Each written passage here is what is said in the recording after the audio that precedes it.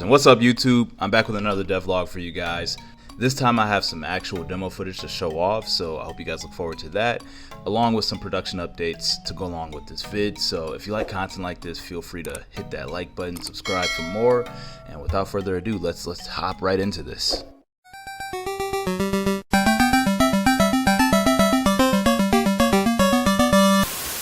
Now, I want to preface everything by saying I appreciate everyone's patience on these videos and this project. Working on this game has been my lifeline for the past few months, and sharing these videos with you all are the highlights of why I'm even doing it in the first place. So I super appreciate you guys for sticking around and continuing to watch this project come to life and evolve into something I could be proud of in the future. Alright, so for new sprites, we're returning to form here with new sprites mainly for the main cast, as I found time to make some more interesting poses that really show off their personality a bit more than just.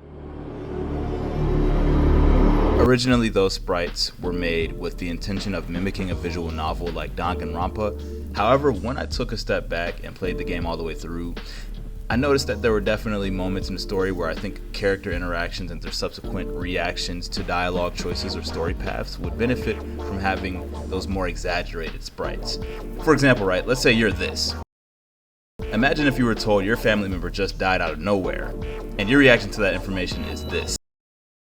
Like, there's only so much you can imagine with the character sprite facing forward, and I think the more pivotal moments in the story require those other sprites to kind of show the weight of the moment so it's not lost. And while this is definitely going to make the story more entertaining to engage with, I did have to scale back and keep in mind that making these weren't entirely necessary to complete the story, and that if I tried to do too many, I could cut into time that could be spent progressing the novel further. So I decided to only make a few that I thought were necessary, and then as I fill out the novel more, I plan on doing a couple more. That's weird. Why did I phrase it like that? As far as the side characters or characters outside of Bingban and the main cast, I'm making the executive call to leave them as is and not make variations on the poses, since I would literally be here all day if I had to do that for everyone in the casts. Anyways, the sprites were mainly done on days where I wasn't near my computer or out and about, so it never felt like I was taking time away from actually logging hours in the database of Bingban overall. So I think this was a pretty good balance in order to get those done.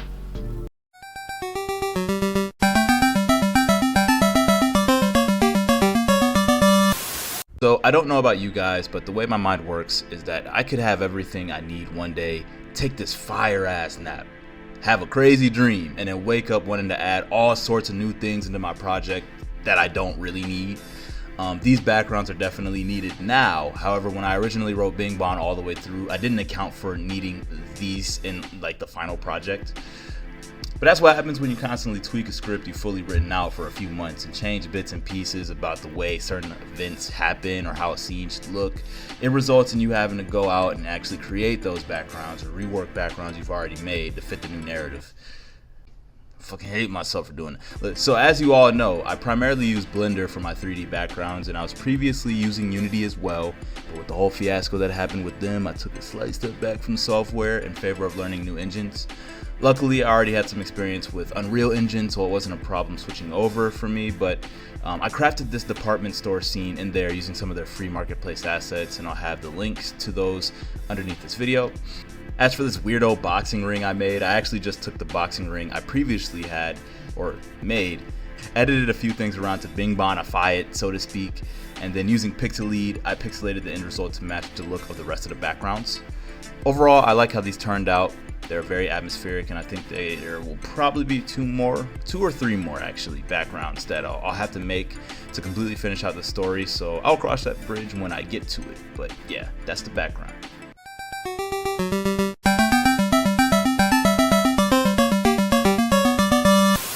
Alright, so I'm not gonna lie to you guys, there's just way too many tracks I've been working on that I'm just not gonna show off in this devlog, unfortunately. However, I will give you guys a few snippets of some of my faves. A lot of these are in engine but not completely done, mainly because getting myself to a point where I'm satisfied with the music I produce can either be the easiest thing ever or damn near impossible, and I could be tweaking it all day. I tend to be very choosy with what goes in my games and what doesn't, and usually by the time I get to the end of a project, I'll either want to reproduce most of the tracks or edit them into oblivion, so it just takes a long time. It's really just a curse of listening to them all the time, constantly, right? Nevertheless, here are a few. When everything is said and done, I'd like to release all of these on Spotify as well as my music page, which I'll also have linked down below. which will happen when the game comes out. Here's some of the tracks.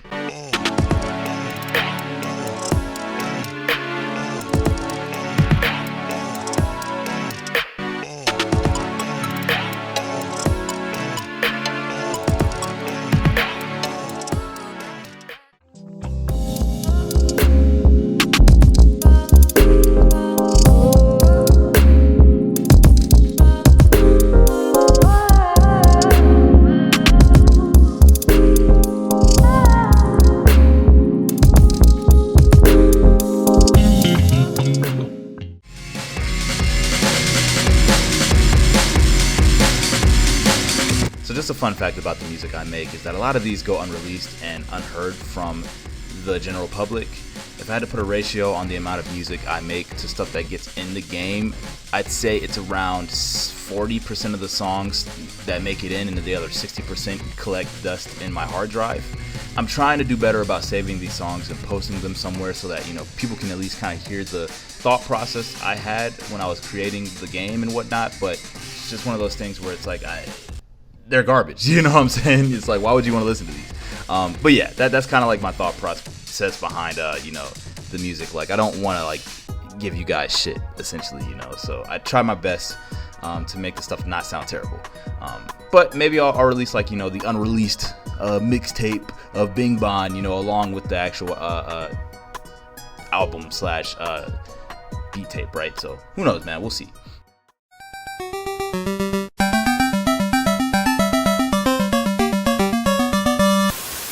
Alright, so in terms of production, creating Bingban has definitely gotten a bit easier, as I have a process for how I usually go about story flow, charting decisions, branching narratives.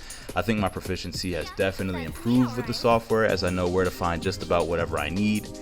The part about creating visual novels that I'm never really excited about is that there's just a lot of copy and pasting. It's very brain-numbing work that unfortunately has to get done to arrive at a complete project.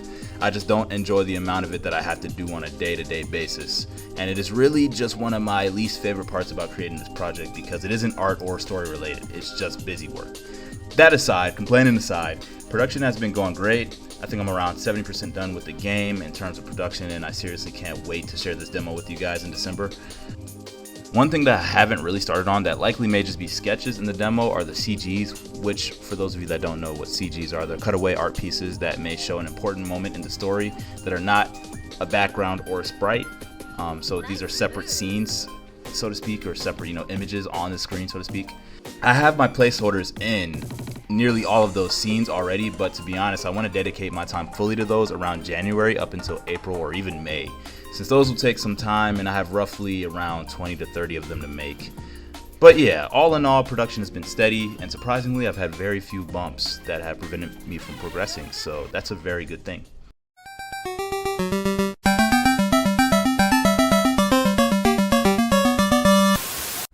Demo footage. Alright, so this is the fun part of the video where I get to show you guys a couple of the scenes I'm working on in the visual novel again.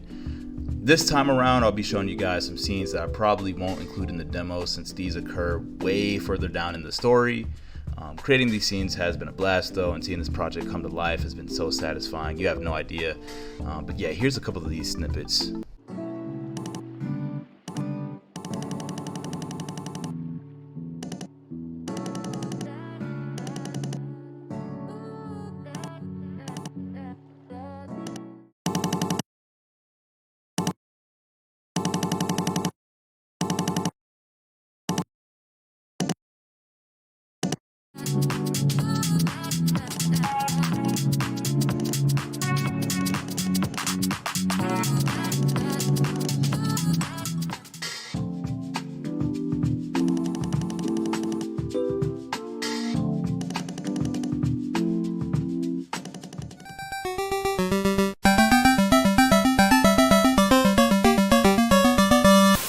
So in terms of a demo release date, I'm thinking December 22nd, 2023 will be the time this thing goes live.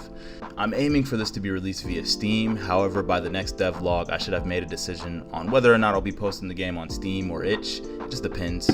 This demo will cover the first section of the game and will roughly take around 30 minutes to complete, I think. That's a spitball, don't quote me on that. And by that point, I should at least have the sketches for the CGs roughly finalized by that time, so you should be able to see at least kind of the story in sketch form. But we'll see, maybe I'll have more worked on, who knows.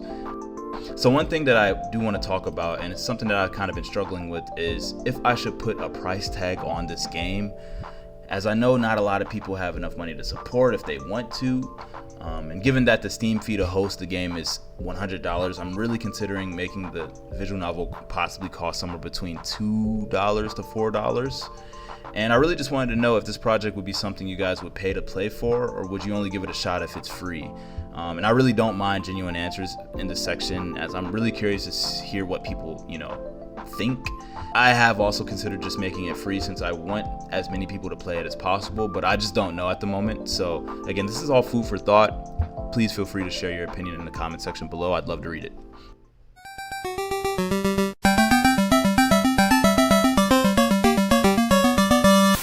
So in terms of timeline, I'm being very ambitious with this agenda / timeline, since the goal is to have the whole game completed by December, leaving only the CGs and the final sprites left to do. At the moment, I have about 2 hours of gameplay that is finished, with about 70% of the game pretty much done, so I think this goal is definitely achievable as long as I continue with the pace I've been going. Hopefully by January I can focus fully on the art for the CGs, sprites, marketing, and all of that jazz. And then by April / March, I hope to have all of those finished, creating a trailer and pushing the game via ads, and a possible Draw This in Your Style challenge for fan art in the game, who knows. I guess we'll cross that bridge when we get there. And then I'd like for the game to release on June 16th, 2024, which, fun fact, that's my birthday. With the devlog acting as a final promotional trailer / wrap-up update of the project at large. Only time will tell if I'll be able to stick to the schedule though, but I personally think I'll be able to hit these benchmarks, assuming everything goes smoothly and I don't run into anything crazy down the line. But we'll see, man, we'll see.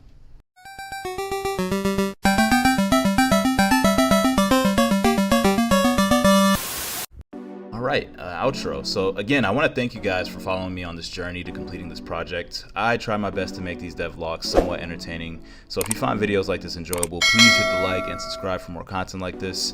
Hope you guys enjoy the rest of your day, night, or whatever, and it's been your boy Chris, and I'm out. Peace.